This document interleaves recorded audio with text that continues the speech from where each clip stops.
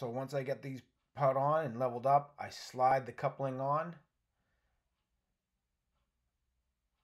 put the ring over the joint just like I did with the 2-inch.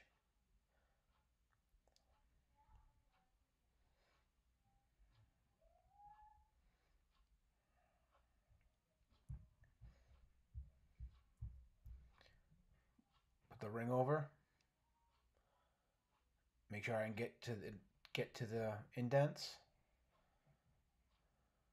Grab the gun, put it on, squeeze the trigger.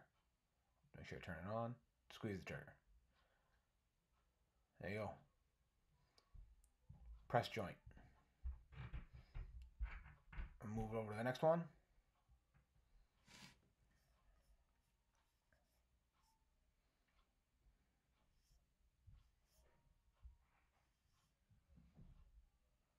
There it is. All 3 joints are done.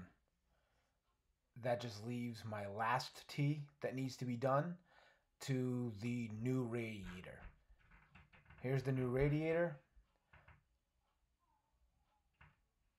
I'm going to use a pilot bit and drill down right where the radiator valve is going to go through the floor.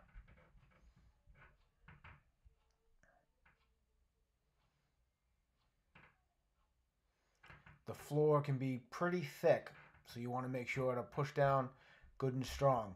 But if you hit something like a floor joist, if you get more than 1.25 inches, 2 inches down, you're probably into something solid.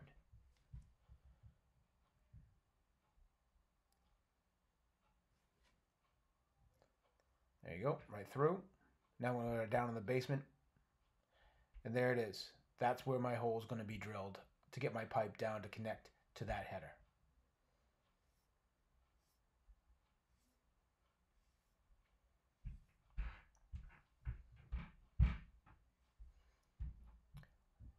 Here's our next tool.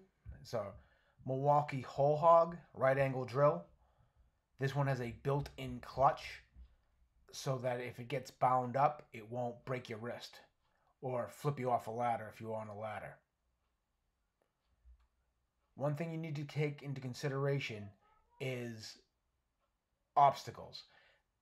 So if I was just to run from A to B without worrying about what was in the way, like this door, I could have to do the job over again after it's piped.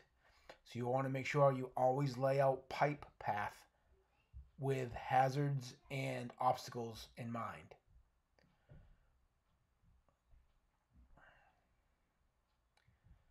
When at all possible, you always want to push wrenches away from you.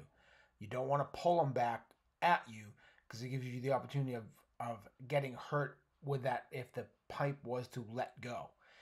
Pushing out has just as much danger as smacking something with your hand, but at least you won't get yourself in the face. Here's my right angle drill, right, with a manual chuck, right? The manual chuck uses a chuck key. Here's the chuck key, right, to open the jaws, right? That chuck is what holds the drill bit in place. Tight righty-tighty, tighten it up, make sure it's good and snug, and then it's ready to rock.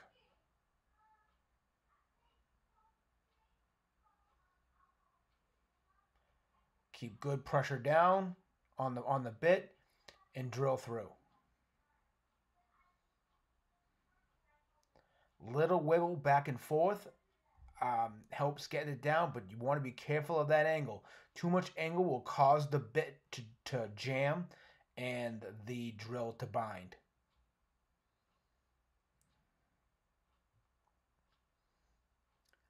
Now I'm going to do some hand threading. This is 1.25 inch pipe with the hand die and oil. Things don't always go to plan, so you have to be ready for any on-the-job alterations. Here it is.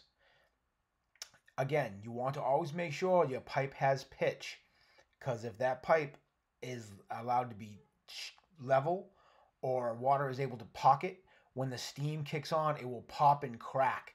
And one thing you want to be very aware of when working is dirty hands. When you're in a basement, it's not a big deal. You really don't see stuff. But when you get up into the finished area, like I'm going to do right now with the radiator, if you touch the wall, or touch the floor, or touch the radiator, you'll leave a big paw print on it. Be careful when working with dirty hands.